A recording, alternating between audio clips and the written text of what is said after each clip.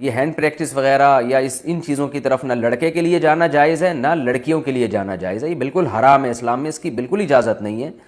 سورہ قد افلح المؤمنون میں بھی اللہ نے حکم دیا، اور سورہ معارج میں بھی کہ الا علی ازواجہم، کہ مرد اپنی بیوی کے علاوہ اور عورت اپنے شوہر کے علاوہ کسی تیسرے راستے سے اپنی خواہش پوری نہیں کر سکتے، نہ ہاتھ کے ذریعے نہ کسی اور ذریعے سے۔ تو اور حضرت عثمان ابن مظعون رضی اللہ تعالیٰ عنہ، یہ بھی صحیح حدیث ہے، فرماتے ہیں ہم سفر میں ہوتے تھے، بیویوں سے دور ہوتے تھے، تو ہم پہ عورت کی جدائی بہت شاق گزرتی تھی، اپنی شہوت پہ کنٹرول کرنا بہت مشکل تھا۔ ہم نے نبی سے اجازت مانگی کہ ہم اپنے آپ کو کسی طرح خصی کر دیں، نامرد بنا دیں، تو آپ صلی اللہ علیہ وسلم نے اس سے منع کیا ہمیں۔ اب آپ دیکھیں حضرت عثمان ابن مظعون اتنی شدید کنڈیشن میں کہ اپنے آپ کو نامرد کرنے کے لیے وہ تیار ہو گئے تھے۔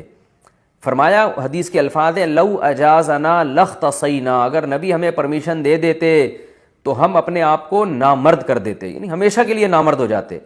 تو اس قربانی کے لیے بھی حضرت عثمان ابن مظعون تیار تھے کہ اتنا خطرہ تھا ان کو، لیکن نہ انہوں نے نبی سے پوچھا کہ کیا میں ہاتھ سے اپنی خواہش پوری کر سکتا ہوں، نہ نبی نے ان کو بتایا کہ تم یعنی ہاتھ کے ذریعے مجبوری میں اپنی خواہش پوری کر لیا کرو، نہ نہ نہ نہ نہ، نبی نے ان کو بھی حکم دیا ایسے موقع پہ تزوج الودود الولود فانی مباہی بکم الامم، محبت کرنے والی عورت سے اور اولاد جننے والی عورت سے نکاح کرو، میں تمہاری کثرت پہ قیامت کے دن فخر کروں گا۔ تو آپ صلی اللہ علیہ وسلم نے بزبان حال بتا دیا کہ یہ جو اللہ نے تم پر، مرد پر اتنی شہوت مسلط کی ہے، خواہش مسلط کی ہے، اس کی وجہ یہ ہے کہ اللہ نسل چاہتے ہیں کہ مرد اور عورت کا ملاپ ہو۔ تو مرد اور عورت کو ایک دوسرے سے دور رہنے کے لیے پیدا نہیں کیا ہے، ملاپ کے لیے پیدا کیا ہے۔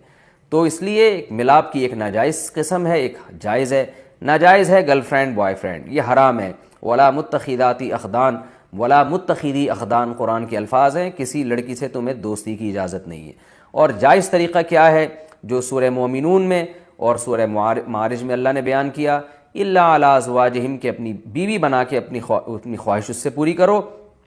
فإنہم غیر ملومین، اور اللہ نے فرمایا یہ لوگ قابل ملامت نہیں ہیں۔ اگر نکاح کے ذریعے آپ خواہش پوری کرو گے تو آپ کو دنیا تو ملامت کرے گی، لیکن اللہ کی نظر میں آپ کو سرٹیفکیٹ مل گیا کہ آپ قابل ملامت نہیں ہیں۔ یہی وجہ ہے کہ علماء نے لکھا ہے کہ جو بیوی کے ذریعے بھی اپنی خواہش پوری کرے نکاح کر کے، اسے ملامت کرنا، اسے طعنہ دینا، یہ اس پہ کفر کا خطرہ ہے، کیونکہ اللہ نے اس کو سرٹیفکیٹ دے دیا کہ بھئی یہ قابل ملامت نہیں ہے۔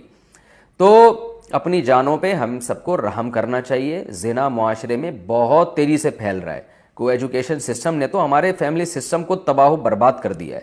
تو اللہ میاں نے جو اجازت دی ہے الا علی ازواجہم او ما ملکت ایمانہم، اور کیا فرمایا فمن ابتغى وراء ذلک، جو نکاح کے علاوہ، اللہ نے ذالک جو ہے نا اس میں اشارہ ہے، ہاتھ سے اشارے کے وقت یہ ذالکہ کا لفظ استعمال کیا جاتا ہے، گویا اللہ نکاح کی طرف نا بیوی کی طرف اشارہ کر کے کہہ رہے ہیں کہ اس کے علاوہ کوئی اور راستہ اگر تم نے اختیار کیا، یہ کیوں گویا ہاتھ سے اشارہ کیوں؟ پتہ چل جائے بس یہی حلال ہے، ہینڈ پریکٹس حلال نہیں ہے تمہارے لیے، اسی طرح کسی اور راستے سے اپنی خواہش پوری کرنا حلال نہیں ہے تمہارے لیے۔ تو اس لیے اللہ نے بتایا صرف یہ بیوی ہے، صرف یہ ہے، اس کے علاوہ کوئی بھی راستہ اختیار کرو گے فاولئک هم العادون، یہ لوگ اللہ کی حدود کو توڑنے والے ہیں۔ تو یاد رکھیں کسی مفتی کے فتوے کی بیس پہ یا کسی اسکالر کے فتوے کی بیس پہ یہ اس کو جو ہینڈ پریکٹس ہے اس کو حلال کرنے کی اجازت نہیں ہے۔ قرآن میں اللہ نے بہت واضح فتویٰ دیا ہوا ہے اس بارے میں۔ تو اس لیے آج کل نوجوان بہت تیزی سے اس طرف جا رہے ہیں، تو بہت احتیاط کی ضرورت ہے اس میں۔